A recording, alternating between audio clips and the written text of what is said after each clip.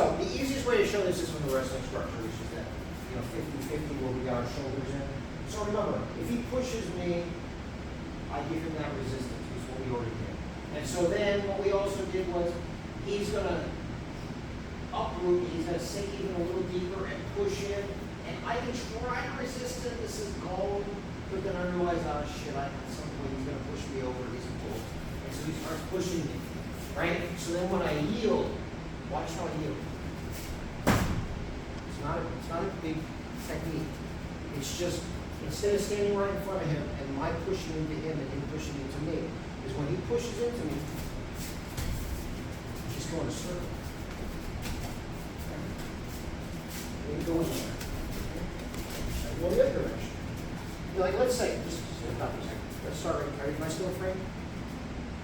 His desire is to push me into that bag. Right? Meaning that it's a game. If he can push me into that bag, he wins. So normally, if I just fight him and he's strong, he's going to start making some headway. But if all I do is go like this. Right? So he may turn to try to get me back in that direction. Let's say I was nice, I let him do that. All I have to do is do this. And guess what? I'm not going back toward the bag anymore. You see what I'm saying? So he just trying to push me to the bag. Right? Exactly. So I go, okay, let's go over. This is yielding, right? I'm not fighting him one-on-one. Right? What's interesting is in push hands, in Asia, this is the whole point of push hands. They lock up and they try to push each other to see who has the stronger push. And in the United States, people go absolutely ape shit and disqualify you for doing this. Right? You can go look it up if you don't believe me. Right? But the other thing also is that if you push me straight, I'm always just able to move and I yield. Right? Now let's say I'm trying to do the same thing to him. I'm trying to uproot him. If I'm just thinking about going straight and resisting, right? I'm not going to be able to push him. I may not even be able to move him. He may be stronger than me. So then what people forget is that we call this north-south, right? It's the meridian line. It's just straight.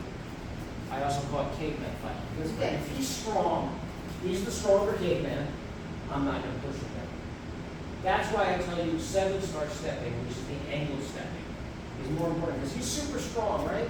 Just here, he's not so strong. Right?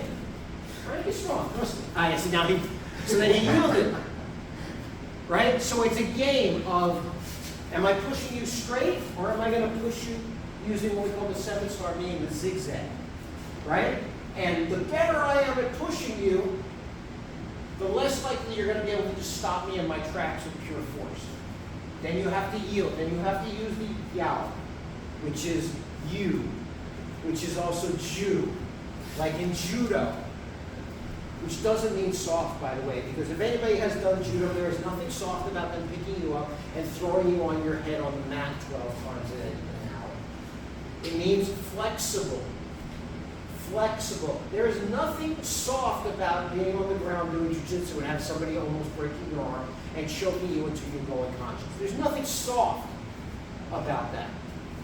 Flexible, yes. Why? Because if I'm the guy on the bottom and I weigh 100 pounds less than you, and you're on top of me being super aggressive, I can still defeat you because I'm flexible.